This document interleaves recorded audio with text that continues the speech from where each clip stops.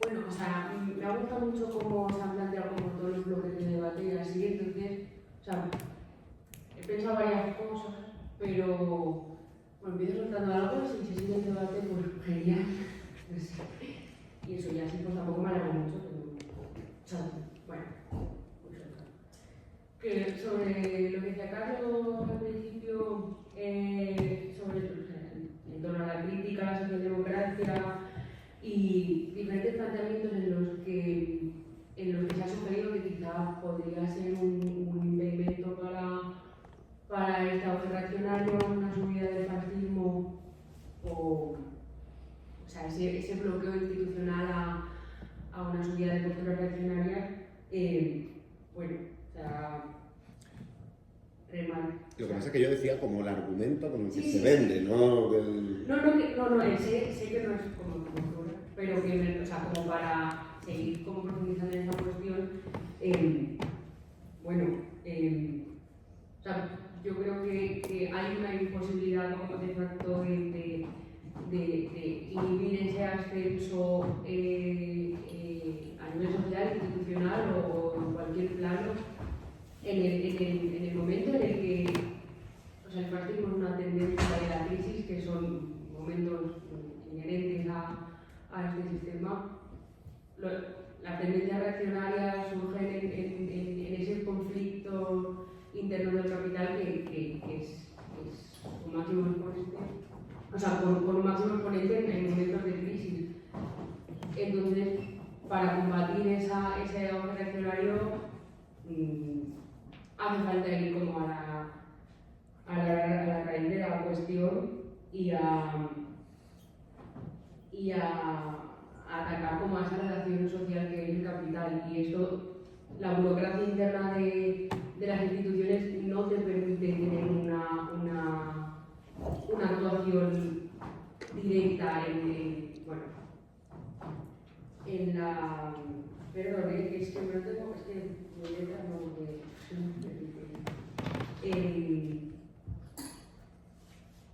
Vale, sin más, eso, que los elementos fundamentales, o sea, dentro de los elementos fundamentales del marxismo están la autoemancipación de la clase trabajadora a través de una política independiente y esto, o sea, dentro de unas instituciones burocratizadas con tendencias, pues sí, sectarias en muchos casos, no permite esa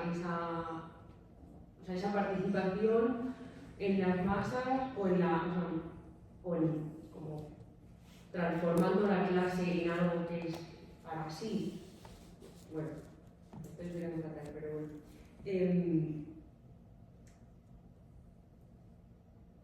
Bueno, además de que, o sea, está dejando de ser como un posible altavoz mediático porque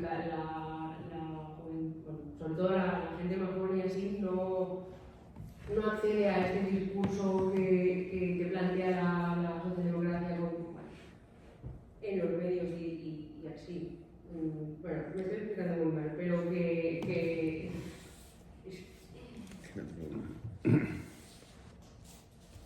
era eso, o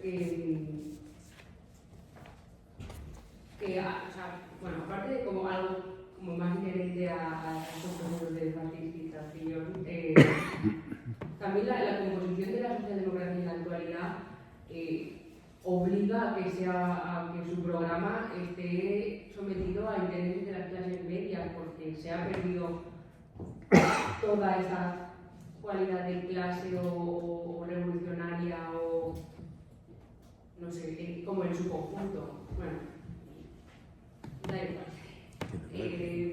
Eso. No sé si alguien quiere hablar sobre la socialdemocracia.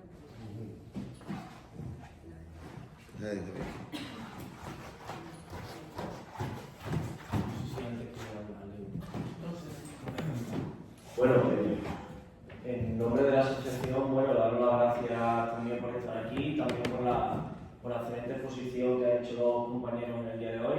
Pedir perdón, porque es verdad que hay que pedir perdón, porque hemos intentado buscar perfiles femeninos para hablar sobre esto, y es cierto que las personas que iban a venir finalmente no han podido venir. venir por diferentes razones, o sea que creo que en nombre de la asociación debemos pedir perdón porque hoy solo haya personas, hombres dentro de la charla, pero que es cierto que la hemos buscado y que había varias que iban a venir, al final no han podido venir.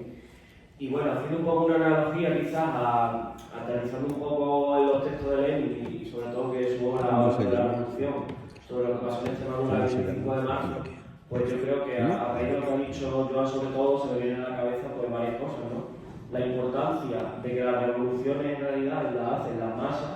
De hecho aquí en Extremadura todos los campesinos que estaban no militaban, no sé si me veis, me escucháis, no lo militaban ni siquiera en la UGT, ¿no? Entonces al final es la necesidad de creer en eso, en que por mucho que hubiera una vanguardia, hubiera una organización importante que era la OGT, que tenía sus reivindicaciones y que iba a la raíz de los problemas, en realidad eran los campesinos, que eran la masa jornalera en Extremadura, miles de personas que decidieron que eso tenían que hacerlo y que lo hicieron bajo un contexto de, bueno, ahora hemos votado las elecciones, ha salido de aquí el Frente Popular ganando, pero ahora sí nosotros vamos a ponernos por la vía de la revolución, lo que venía en el papel y lo que venía en las promesas lo vamos a llevar a cabo. Entonces, por un lado, la importancia de la masa y la importancia de una pequeña vanguardia que había, pero que igual no era la mayoría dentro de los que llevaron a cabo esto, ¿no?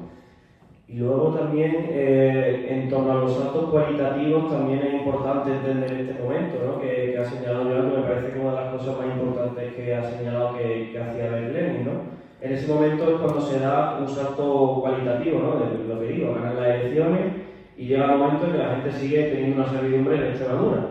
Y es cuando ya se produce un salto cualitativo, cuando empiezan organizadamente los campesinos a tomar la tierra, hacen una revolución, y eso sí es una revolución porque hubo un salto cualitativo donde la propiedad de la tierra cambia radicalmente. Por lo tanto, si hay una revolución, que es la única revolución pacífica que se produce en el contexto de Europa, yo diría que en el siglo XX, y que triunfa durante los pocos meses que hubo, ¿verdad? Que no se pudo desarrollar mucho porque fue en marzo, el golpe de Estado de julio, en agosto ya estaban matando a la mayoría de los que hicieron esta revolución, pero bueno, que sí se produjo esa revolución en Extremadura, que era un día a una propiedad colectiva de la tierra. Y bueno, poco más. Yo creo que lo que quiero decir es, bueno, me ha parecido muy bien las intervenciones, a lo mejor un poco largas, ¿no? Bueno, me ha parecido muy bien planteadas. Y yo quiero decir nada más que dos cositas. La primera, hacía referencia Joan a ese momento en el que Lenin, no el solo, había dos, bueno, el central aquel de 12, sí. Había dos, ¿no? Y estaba solo con la idea de que hay que hacer la revolución ahora, y ahora es el momento, ¿no? Después de febrero. Él dice, escribe un texto, creo que contra Cabernet, no contra, politizando contra Cabernet, y lo empieza con una cita que es de Hegel, ¿no? Creo, que la frase no es de Hegel, sino de Goethe. De Goethe. Que dice, la teoría es gris, verde es el árbol del amor. Entonces, a mí me parece que el rigor filológico está muy bien, pero hemos visto a mucha gente, a demasiada gente, ser fiel filológicamente y luego hacer una política que es claramente reformista, cuando no entreguista. Eso lo hemos visto muchas veces en la historia. Entonces, la teoría sirve para orientar las luchas, no para conocer mejor, que también está bien hacerlo, evidentemente. ¿Por qué digo esto? Porque yo creo que lo primero que haría Lenin en Extremadura y en todos sitios, ¿no? Sería hacer dos preguntas. ¿Qué conocemos de la realidad? ¿Y quiénes están luchando o con quién podemos luchar? Eso es lo que yo creo que son dos de las preguntas que se haría Lenin, cualquiera. ¿Qué conocemos de la realidad? Porque a veces conocemos muy poco de la realidad. Podemos incluso conocer muchas cosas de Lenin y muy poco de la realidad. Que también será el caso. Y luego, tendremos que construir ese horizonte revolucionario, que para mí es la idea fundamental. Lenin son dos palabras para mí fundamentales, creo. De una hablaba Roque Dalton, ¿no? La palabra situación. Lenin es el maestro de la coyuntura, el maestro de la intervención en la realidad. De la coyuntura no como una coyuntura electorera o politiquera, sino de la coyuntura como el nudo donde se condensan las contradicciones, donde se expresa una totalidad, la totalidad concreta, ¿verdad? Entonces, es eso, es la situación, pero es sobre todo revolución. Yo estoy lo que ha dicho antes Joan, ¿no? Y la idea, yo creo que la fundamental ahora en Extremadura y fuera de Extremadura en todos sitios es cómo se construye un horizonte revolucionario porque ha desaparecido del imaginario colectivo. La idea de revolución ha desaparecido. Y es lo que han conseguido, que desaparezca la idea de una sociedad alternativa al capitalismo. Entonces, la tarea fundamental es cómo construimos ese horizonte revolucionario. ¿Cómo se hace eso? Y eso no se hace solo haciendo filología. Se hace participando en el ahora, haciendo, en el ahora construyendo con la gente. Y eso lo digo ¿por qué? Porque a mí me parece que una de las ideas que yo creo que hay que cuestionar mucho y que se utiliza mucho cuando se habla de leninismo, ¿no? Yo creo que el leninismo ha tenido versiones muy chungas y versiones muy oportunistas. La misma gente que en su momento en el PC en el 78 eliminó el término leninismo, ahora muchos de ellos tan ricamente lo han incorporado otra vez, marxismo-leninismo. Bueno, y eso en la política, ¿qué significa nuestra política? ¿Qué cambio ha significado? Si no soy capaz de cuestionar ni siquiera la guerra, como planteaba con mucha certeza Castro. Si no es capaz de cuestionar ni lo más elemental de veces. Y es definir como marxista ¿no? Entonces, vuelvo a una idea que yo creo que sí hay que cuestionar mucho, la idea de la conciencia externa del proletariado. La idea de que el proletariado no tiene conciencia, solo puede ser transunionista y por tanto tiene que llevarse la conciencia desde fuera. Yo creo que esa idea ya no se tiene. O por lo menos hay que contarla de otra manera. Para que haya vanguardia, primero tiene que haber esponja. Para que haya partido de vanguardia, primero tiene que haber partido de esponja. Tiene que haber un partido que esté en la sociedad, que esté interviniendo en los soviets, en la sociedad que realmente está luchando, y a partir de ahí se construirá la vanguardia. Pero construir vanguardia fuera de las luchas sociales es completamente real. Y además, completamente autoritaria, una visión autoritaria del marxismo y del leninismo. Es real, completamente real. Por tanto, la cuestión es, ¿con quién se puede luchar? ¿Con quién se puede luchar para construir ese horizonte revolucionario? Y esa yo creo que es la idea en la que nos tenemos que plantear nosotros también, ¿no? Y que nos tenemos que plantear.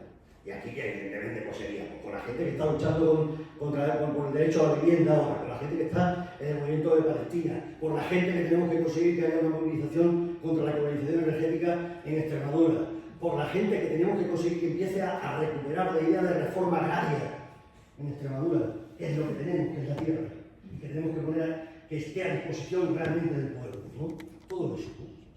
Porque, quiero decir, a mí me da mucho miedo las visiones porque soy militante también comunista de toda la vida, ¿no? Hace 17 años, tenía 17 años, y he visto muchas hablar, hacer mucho, malgastar mucho el nombre de Lenin también. Entonces creo que lo fundamental es cómo somos coherentes con toda esa tradición revolucionaria. Yo creo que intentando, sabiendo eso que se decía, las revoluciones las hacen los pueblos, y los pueblos adquieren conciencia en la lucha, no como alguien que llega y le enseña. Por ejemplo, yo sabía que digo una cosa polémica y termino ya, una cosa polémica. Yo he visto la revuelta que ha habido el día de la Lana, en Valencia, en Paiporta, y he visto gente nuestra que seguro que se definen leninistas a los 2 días diciendo que son los fascistas, que son no sé qué, que son no sé cuánto. Eran incapaces de ver pueblos, eran incapaces de ver la clase obrera, que es la que vive sobre todo en las zonas inundables, porque es la gente que muchas veces tiene que hacer la vivienda, como aquí en el Cerro de Reyes, pasaba un bajo, como pasaban en Mérida, en el barrio del Bizcocho, porque es la gente que muchas veces ha tenido que hacerse la vivienda donde era posible, donde te costaba menos. Eran incapaces de ver la clase obrera allí.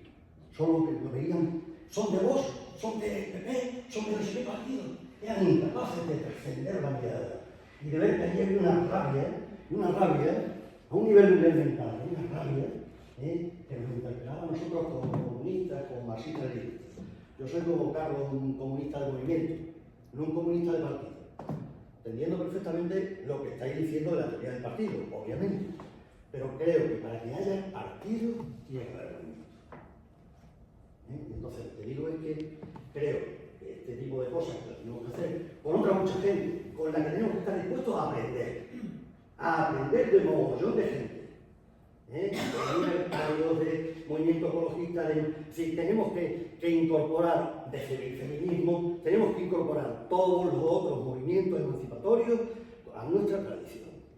No ser una tradición talmúdica, una tradición que se mira así, solo así, ¿no?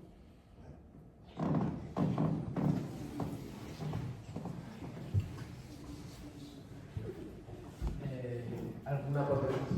Sí.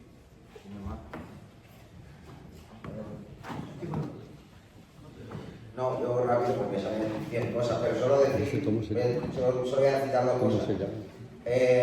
Una con la de la reforma o la revolución, ¿no? Uno de los famosos debates que hay. Ahora es entrar en el gobierno o no entrar en el gobierno. Yo creo que nos veníamos a hablar también en el coche. Eso sí que es útil para ahora, para los debates que se dan en torno al Estado, que hacemos en todo el Estado, y los debates que se dan incluso que hacemos aquí en Extremadura. Parte de la izquierda institucional, pues, sin ir más lejos, en las últimas elecciones se planteaba si era posible gobernar con el Partido Socialista, ¿no? Que tuviéramos muy poca representación, o tuviéramos muy poca representación. Yo creo que es importante aprender de todos estos años, de la participación que ha habido en el gobierno del Estado, que lo ha comentado Carlos un poco, ¿no? Ha dicho las pocas luces y las muchas sombras que traen. Y que está relacionado también con el exceso, bueno, casi el total protagonismo que se le ha dado a los partidos políticos que participan en las instituciones. La pregunta no es, hoy en día, la pregunta sí es reforma o revolución. Evidentemente, muchos apostamos por la revolución, y la pregunta es, dentro de la revolución, ¿participamos o no en las instituciones? ¿Y cómo participamos? Porque se puede participar en un gobierno, como decías tú, ¿no? El mismo Lenin, que decía en muchas ocasiones que no, o le daban muy poca importancia, sin embargo se recomendaba que el Partido Laborista se participase, ¿no? Incluso que llegaron al gobierno en el 23. La cuestión es cómo. Yo me acuerdo de un ejemplo muy claro cuando empezó en el 2019 el gobierno el pacto de Podemos, bueno, Podemos, Izquierda Unida y tal, con el PSOE. Se iba a hacer y esto relacionado con el total protagonismo a los partidos, ¿no? Se iba a hacer una ley de renta básica, Manolo, ¿te acuerdas, no? El gobierno, que creo que era Pablo Iglesias, además el encargado de ese ministerio, hizo una reunión con los movimientos sociales,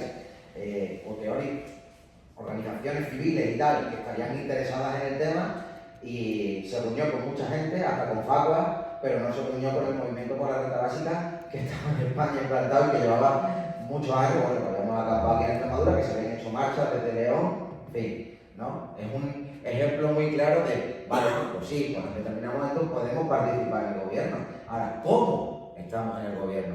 Es decir, yo también una pregunta con respecto al gobierno que hay ahora mismo, ¿no? Completamente anquilosado, amordazado, entretenido en las últimas disputas mediáticas. Yo he dicho, tú has dicho, más filtrado el fiscal, no más filtrado el fiscal, ¿no? Mientras la clase trabajadora sigue perdiendo derechos, ¿no? Y hablábamos, no, pero es ¿qué pueden hacer ahora los que están ahí? Pues pueden irse.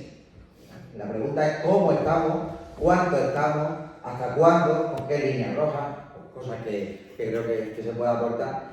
Y la otra pregunta, la otra cuestión que quería comentar es con respecto, bueno, la espontaneidad y la organización, pues del ciclo del 15M, ¿no? Desde el 2008 para acá y tal, creo que una conclusión que yo saco, al menos no sé si es compartida, es, bueno, claro que siempre va a haber espontaneidad en la organización de las masas, de las asociaciones de vecinos, de los trabajadores y las trabajadoras en sus centros de trabajo, fuera de sus centros de trabajo, por la vivienda, porque las personas que somos más activas y tal, y que intentamos participar en los conflictos que se dan, no podemos estar en todos los sitios, y hay muchos sitios en los que el conflicto se crea solo. Pues si somos un bloque de vecinos y viene BlackRock que lo va a comprar y nos va a expulsar, o la Junta de Extremadura es la propietaria y quiere subirnos el doble del alquiler, pues coño, somos los propios vecinos, no tenemos que llamar a nadie, ¿no? A lo mejor llamamos a alguien, o a lo mejor no, a lo mejor lo hacemos nosotros solos, hacemos una reunión, una asamblea en el portal y decimos, bueno, pues vamos a quejarnos por esto, ¿no? Pero, por ejemplo, los campamentos de dignidad, aunque son una cosa que no nacen exclusivamente solas, también hay activistas ahí que pinchan para que salgan, pero sí tiene un componente también un poco espontáneo, ¿no? Claro, como siempre se dice, pues los ciclos de lucha no son estables, desgraciadamente, y hay momentos en los que la gente se cansa, el cansancio es un gran factor contrarrevolucionario, y la gente se cansa, pero creo que sí, de esos ciclos de lucha en los que la espontaneidad tiene un protagonismo importante, debemos potenciar que se cree institucionalidad. Institucionalidad obrera, institucionalidad popular.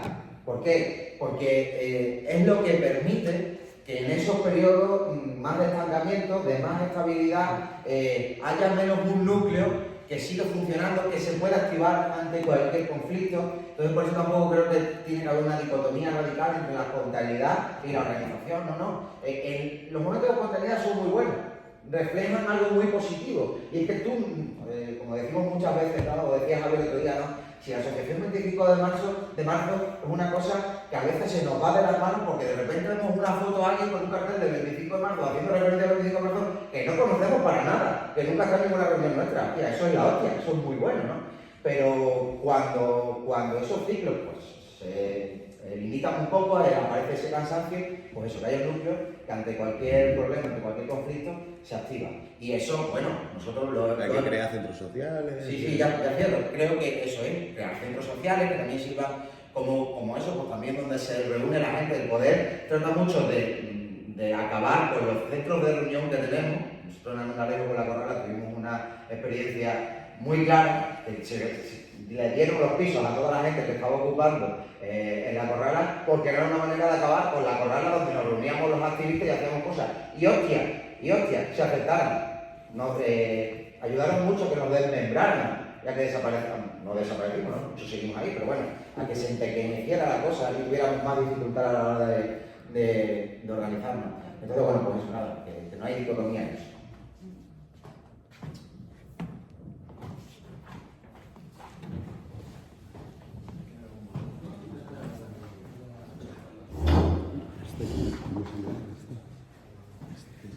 Yo quería tocar un poco el tema que ha tocado Carlos, de la guerra imperialista, que bueno, Carlos lo sabe y yo lo hemos tocado alguna vez también en conversaciones más privadas. Y me alegro de haberlo oído y de haber escuchado un poco la necesidad de que la izquierda vuelva a tomar un poco el tema del no a la guerra. Yo creo que en Extremadura este tema, de una manera indirecta o relativa, en un futuro nos va a tocar. Me explico. Antes hablaba yo de que la Primera Guerra Mundial era una guerra de tipo fordiana, ¿no? Adaptada al desarrollo de las fuerzas productivas de aquella época. Esta nueva guerra que se está dando en Ucrania, aunque la trascienda es la guerra del capitalismo emergente de China y el capitalismo en un proceso de relativo declive de los Estados Unidos, tiene unas subdimensiones. Una de ellas es económica, ecológica incluso, y también relacionada con la carencia de materias primas, que como bien algunos estudiosos como Antonio Turiel, que imagino que conoceréis, tocan mucho el tema. Esta carencia de materias primas y esta necesidad de reproducción ampliada de capital está llevando a que haya una política empresarial cada vez más agresiva y extractivista. Y un ejemplo claro, creo que se está viendo en Extremadura con el tema del litio en Cáceres, en tanto que es materia crítica para las empresas de alto valor añadido y estas tecnofantasías que nos venden. Y creo que Extremadura tiene riesgo de ser víctima de estos daños colaterales de la Tercera Guerra Mundial que estamos viviendo ya. Yo es que la llamo ya la Tercera Guerra Mundial y así nos dejamos de hostias. Y en este asunto yo me alegro mucho de que se pueda volver a hablar de que se vuelva a hablar de no a la guerra aquí en Extremadura. Yo participo mucho, mucha gente que aquí también ha estado y animo a que sigan yendo al tema de Palestina, por ejemplo. Y creo que podemos hilar ese tipo de movimientos para sacar músculo con el tema del no a la guerra y bueno, ya que estamos ir haciendo telaraña y que se muevan todas las luchas. Pero fijaos cómo todo se relaciona, ¿no? Desde lo global a lo más local. O sea, yo sé que lo de la mina no ha empezado con Xi Jinping, ni con Putin, ni con Biden, pero creo que se va a intensificar. Por poner un caso concreto, ahora que hablamos, ¿no?, de la forma y el contenido y de lo concreto, como lo que ocurre en esta economía globalizada y en este capitalismo que va, yo diría que más desbocado que nunca. De hecho, bueno, el riesgo de guerra nuclear está bastante... La doctrina militar rusa se está acercando mucho ya a la guerra nuclear, ¿eh? Bueno, y no hablemos de la de aquí, que aquí tenemos también unos tarados, que está la cosa preocupante. Y, seguirme, perdón. Solo apuntar ese caso concreto, cómo el no a la guerra nos puede ayudar a nosotros para reclamar nuestra soberanía respecto a estas políticas extractivistas. Y ya está.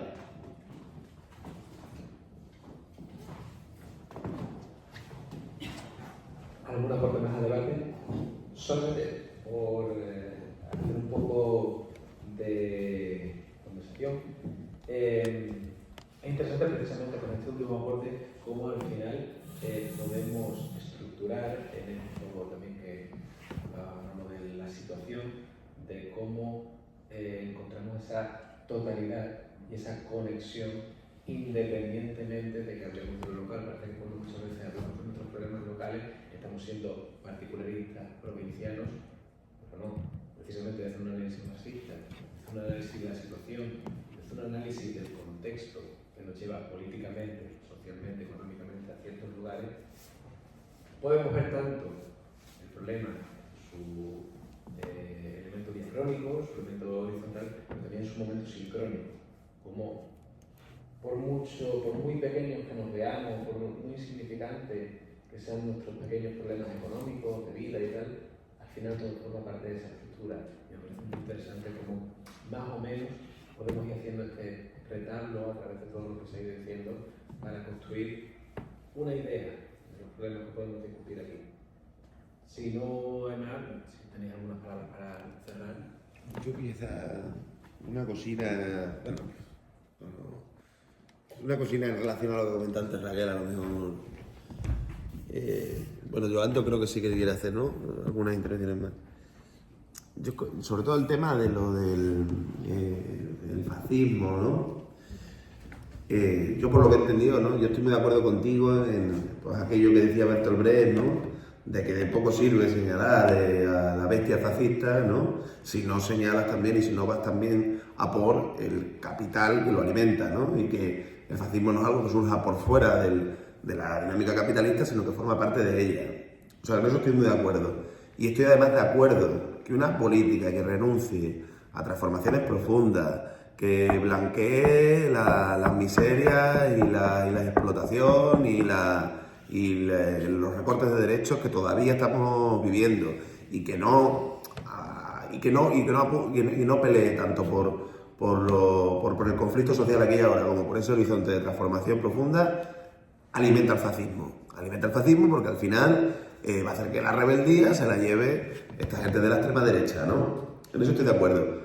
Pero también, pensando un poco en cuestiones históricas, ¿no?, también creo que el hecho de que en los años, el momento del tercer periodo, ¿no?, se calificara a la socialdemocracia como socialfascista, y que, por ejemplo, en el caso de Alemania, ante el acceso de Hitler, no se pudiera tejer algún tipo, ¿no?, de trabajo común entre el Partido Socialdemócrata y el Partido Comunista, que era responsabilidad no solo del Partido Comunista, también era responsabilidad del Partido Socialdemócrata, eso también creo que es un error. Entonces, hay que ver cómo, manteniendo nuestra independencia, nuestro programa, nuestra manera autónoma de intervenir en la realidad, de tener nuestro propio discurso, nuestra propia práctica, ¿vale?, para no subordinarnos por no decir nombres concretos, al PSOE y al sistema, ¿no?, como teniendo nuestra propia propuesta, ¿no?, anticapitalista, también nos debemos entender como gente que piensa diferente a nosotros para ciertas cuestiones, como puede ser la del rechazo al fascismo. Y bajándolo muy a lo concreto, por ejemplo, Dani y Almendrales, vosotros habéis tenido una movida gorda con las movilizaciones racistas, ¿no?, contra la comunidad rumana. Joder, ahí hay que hacer frente único con todos los que están contra esos pogromos, ¿no? No sé. O sea, cómo la independencia ideológica nuestra también tiene que ir de la mano de capacidad de intervenir en espacios y en luchas con gente que piensa de manera diferente. Y eso lo veo en esta cuestión del antifascismo y en otras cuestiones también.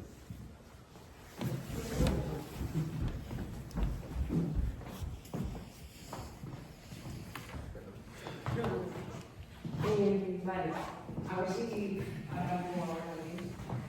O sea, antes no me he explicado del todo bien y bueno, ya, también me aprovecháis si os parece como para acabar o sea, de decir un par de intervenciones que tenía preparadas y que lo he dicho antes porque pensaba que se daría más una forma de diálogo así y bueno, más que intervenciones como con todo, entonces no me queda cosas por decir.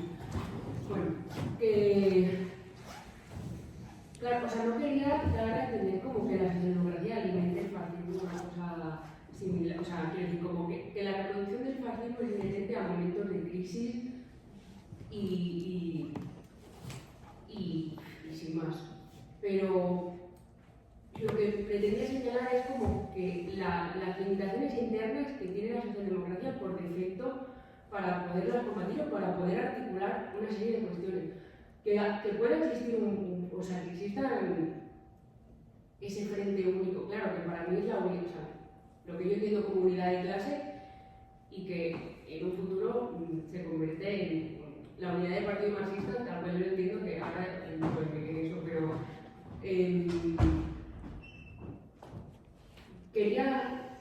o sea, lo que quería decir no es que no dejemos participar a la gente que piensa de forma diferente en el espacio, lo que sea, sino que la tendencia debe ser que a partir del diálogo, o sea, del diálogo, de la crítica y de una inteligencia colectiva, podamos, o sea, se pueda llegar a un programa comunista o un programa revolucionario, más que otra cosa, conjunto y sin esa sección, o sea, ¿cómo se dice esa palabra? Sin seccionar la realidad en mil frentes que no pueden ir de forma como tal. O sea, es que, bueno, otra vez estoy. Perdón. Bueno, que no quería decir algo así como que la socialdemocracia sea un alimento para el fascismo, para lo que sea, pero sí que creo que organizarse fuera de las instituciones es una cualidad como necesaria para quien quiera aspirar a crear cierta hegemonía y organizar a las masas y todas estas cosas de las que hemos hablado. O sea, sobre el tema del partido y así, voy a intentar decir como breve o no sé. Pero, o sea, el partido marxista no es como una dirección y peña que está subordinada a esta, sino es un momento de este proceso revolucionario que viene siguiendo al movimiento. Si me explico muy mal, pues luego volvemos a hablar más distintivamente, que es un poco más cómodo que esta exposición. Pero bueno, en el que el partido ha adquirido cierta hegemonía y capacidad defensiva y ya no es tanto como un momento de defensa y pasivo y así. Esto se verá fatalísimo.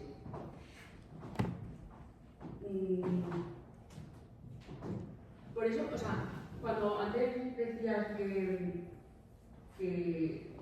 como las tendencias como autoritarias que puede tener bueno, pues se ha hablado en general de las tendencias autoritarias que puede tener el partido o una dirección que esté desaterrada de la realidad, o sea, una dirección política nunca puede estar desaterrada de la realidad o de las masas porque eso es pues un principio marxista básico, bueno, que o sea, es desatender a un principio marxista básico que es la praxis y la práctica revolucionaria se da en las masas y esa dirección tiene que ser consecuente con esto. O sea, la cosa es encontrar mecanismos democráticos para que las masas participen activamente y no sea una dirección, no sé, entiendo como despóticamente. Bueno, no sé. Sin más, es que Vale. estoy yendo un poco a las ramas, pero... Que Joan quiere hacer algunas intervenciones. El problema que tampoco queda mucho tiempo y hay allí también unos libros pues para que, bueno, para, si alguien quiere adquirirlo, el libro que ha editado recientemente Joan sobre Lenin, del que se han hecho varias referencias en la charla, y luego el libro también de la cuestión meridional, que dan 2 o 3 ejemplares de los que se han traído a Extremadura a lo largo de esta semana, ¿no? Entonces, interés y tal, ¿no? Y no sé, ojalá hubiéramos tenido más tiempo, la verdad, y pues, nosotros lo hubiéramos recortado más en la charla también para que hubiera habido más debate, pero es un poco lo que... seguimos con la discusión. Pero sí, os parece bien. Llevamos casi 2 horas y media, así que Joan, por favor, cualquiera. Bueno, a objeto de que podáis adquirir el libro, le pediré a Antonio que cuando llegue a los 4 minutos me avise para entonces intentar llevar la pelota a la portería y concretar. Joan, acércate al micrófono. Sí, bien. Bueno, la primera mención es que yo no soy marxista-leninista, no soy marxista, no soy leninista, soy marxiano. Intento ser marxiano, es decir, atenerme a la letra y al espíritu de Marx y atenerme a la letra y al espíritu de Lenin y de Gramsci, que es un continuador. Quiero decir que la liquidación del leninismo manu militari desde una universidad de Estados Unidos en España tuvo unos efectos terribles para la cultura política del PC y en general para cualquier pensamiento que trabajase la autonomía de la clase respecto a las clases dirigentes.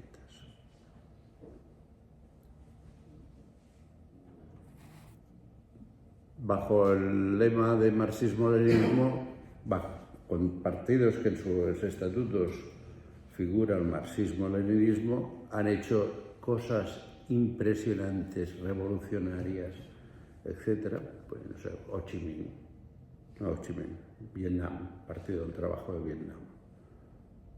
Se definen así y han hecho la revolución que había que hacer en su situación concreta, que pasaba por ser un movimiento de liberación nacional, con las alianzas con la burguesía de allí, que algunos compañeros trotskistas, a lo mejor con mucha razón teórica, denunciaban porque había una fase para una cosa, otra fase, pero ha habido también partidos que han hecho cosas horrendas. Por tanto, yo creo que referirse a Marx, a Lenin, a Gramsci y a otros no es un trabajo académico, sino que es un trabajo político, que tiene de alimentarse de la experiencia del movimiento en el que participamos y que al mismo tiempo tiene de ayudar a que en la conciencia que el movimiento está expresando, de los movimientos espontáneos que surgen de abajo, introducir elementos de reflexión más globales. Porque si no, los movimientos por su propia naturaleza, pues ya se ha dicho aquí, tienen un ritmo, crecen, se desarrollan, decaen, sobre todo si son derrotados, en fin. Y la lucha contra el capitalismo tiene que estar representada por una conciencia no teórica, sino de la praxis, que significa la unidad estrecha entre la teoría y la práctica. Eso, para mí, por tanto, eso forma parte de cualquier cosa, de cualquier movimiento que pretenda acabar sustituyendo el capitalismo. Si pretendemos mejorarlo o reformarlo, perfecto, todo respetable, pero eso es otra cosa.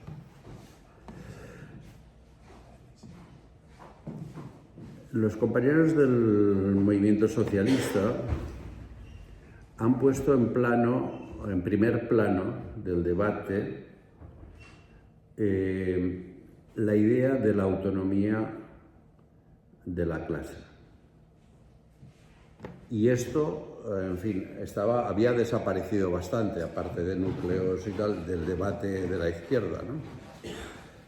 Y me parece que en este aspecto están haciendo una contribución interesante.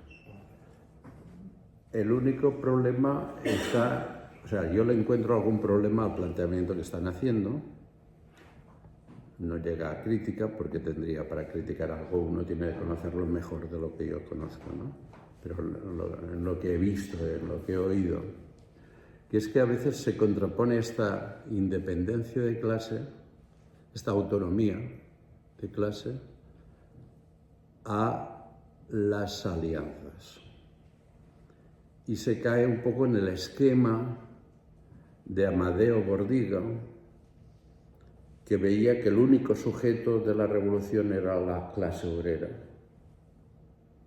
y no tenía en cuenta la necesidad, en un país con otra composición social diferente, la necesidad de la clase obrera, sin perder su autonomía, de aliarse con otros sectores, ¿no? Entonces, vamos a ver, el debate va a continuar, el movimiento socialista se va a ir desarrollando y haciendo el proceso que están haciendo, y vamos a seguir discutiendo sobre esta cuestión. Pero no hay una autonomía posible de clase sin alianzas de clase con los otros sectores oprimidos, a mi modo de ver, ¿eh? En fin, y creo que es la principal lección de Lenin.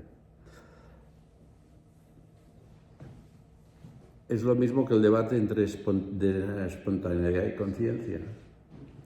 Es que mucha gente cita el quehacer, pero parecen haber olvidado o no haber leído. El olvido es normal, yo, en fin, me olvido cada día de cosas, hasta de nombres de gente. O no haber profundizado en el capítulo segundo de este texto, en el que habla de la relación entre el movimiento espontáneo y la conciencia de clase. Lo que en lenguaje más hegeliano, la clase para sí, la clase en sí, la clase para sí, pero eso ya es hegelianismo, ya es un poco embrollado. Espontaneidad y dirección consciente, espontaneidad y conciencia de clase. La conciencia de clase no se adquiere por la prédica de unos ilustrados que van a las pobres masas y les explican de verdad lo que son y qué objetivos tienen. La conciencia de clase, cuando opera realmente, se construye en un proceso de formación de la clase a partir de la experiencia de la lucha, partiendo del sentido común hasta conseguir un buen sentido que es producto de la experiencia en la lucha y de la deliberación democrática. Es decir, si no hay democracia en la construcción del sujeto, no hay conciencia interiorizada real, ¿no? Entonces, bueno, eran unas líneas sobre esto que yo pienso que son... Muchas veces nos olvidamos, yo soy el primero, nos olvidamos. Acabo con el tema de la guerra. Yo añoro una izquierda en España, una izquierda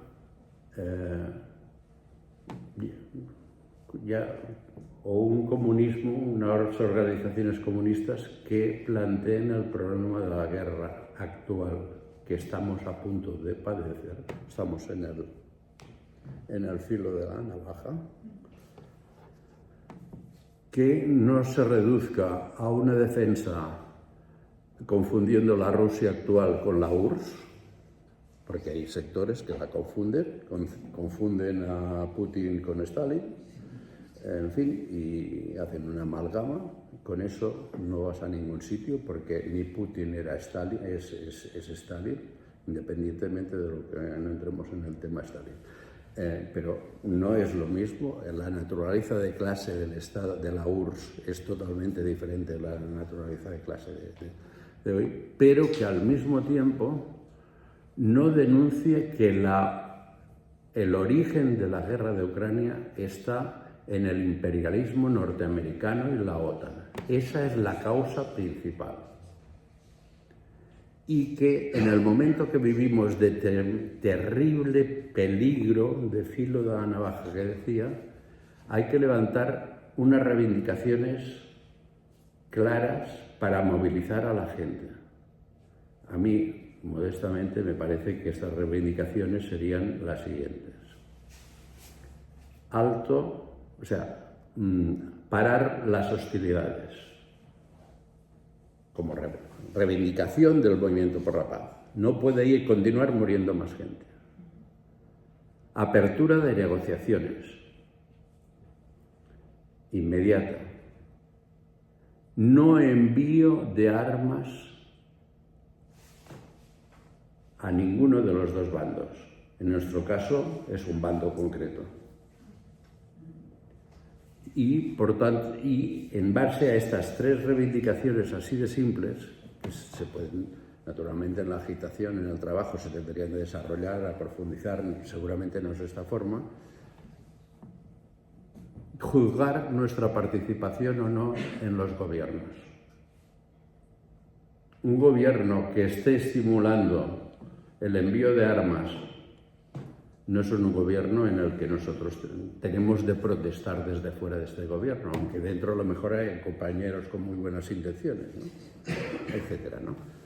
Parar la guerra, abrir negociaciones, no envío de armas a Ucrania.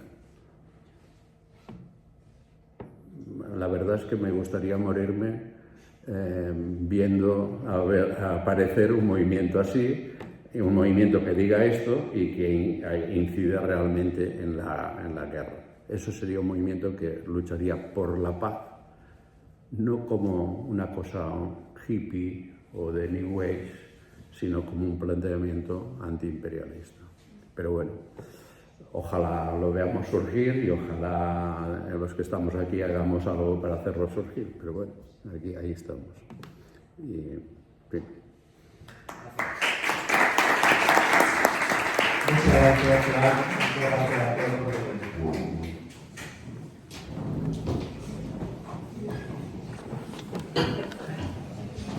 Ya no se para esto. Tenemos ahora que apagar esto, ¿no?